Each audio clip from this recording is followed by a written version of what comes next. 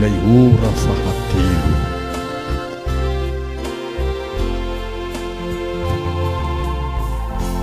Ilay ora fahatelo raha tsarovina sy ambara dia tsy adino velively na atao ankilabao, fa fotoanana alahelo no ranketina tantara, eran-tany efangely tsy ho tola na ho lao.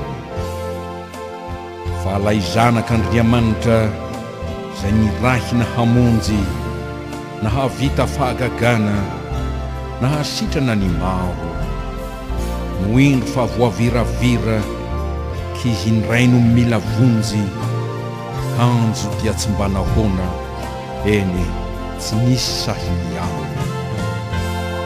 Andriamanitro, nahoana no navelanao irery raha nizaka mafy indrindra ity tokanao voafidy, angatsy nisy fomba hafa hamonjena ny olombelo, ka ny ozo-pahafatesana no navelanao handidy. Tao anaty fahaterena indro fanafony ray, koa tsy nisy nizaniza azo ny niantorahana, fa ningidy pahorina mafy sy namaivay no nianjady hatramin'ny ainy mba ho sandram-panafaha.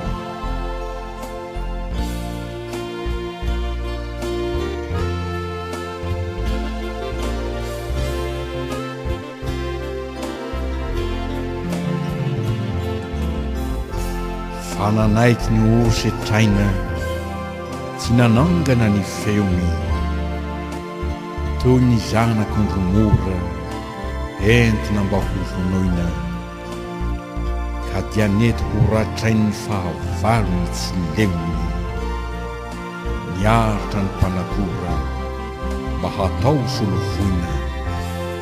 Ora sarotra indrindra ilay ora fahatelo, rakotraizina ny tany, tsy nisy ako nitaraina, ka ny feon'ny anjely aza dia tsy rena melovelo, hampionina ny fony voa mafy noratraina.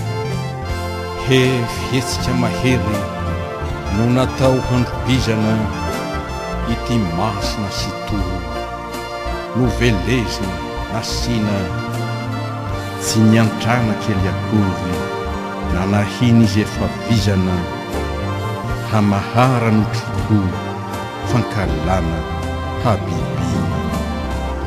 Eny maizina ny tany tsy nisy hirika nangirana, na ny zava-boariko dia tsy nandry ny sampeo,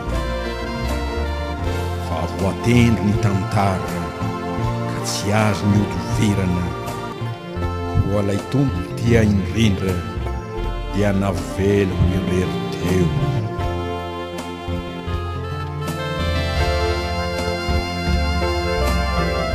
Kampeo indro miantaona no rinjaina nakomafy, Andriamanitro aiza ianao no midifo lavitrahy, nefa ange ny fahavalo tsy mitsitsy fa mandrafy, mba hamono hahafaty vonina ny andatsatra. Haniezaka natao dia ny sento nitoloko, rehefa izay no sitrakao dia tsy ahy ny andà, koa ny tiako mba hatao dia ny hametraka ny foko hoe ho an-tananao ririraiko, tompony aina sy fanahy.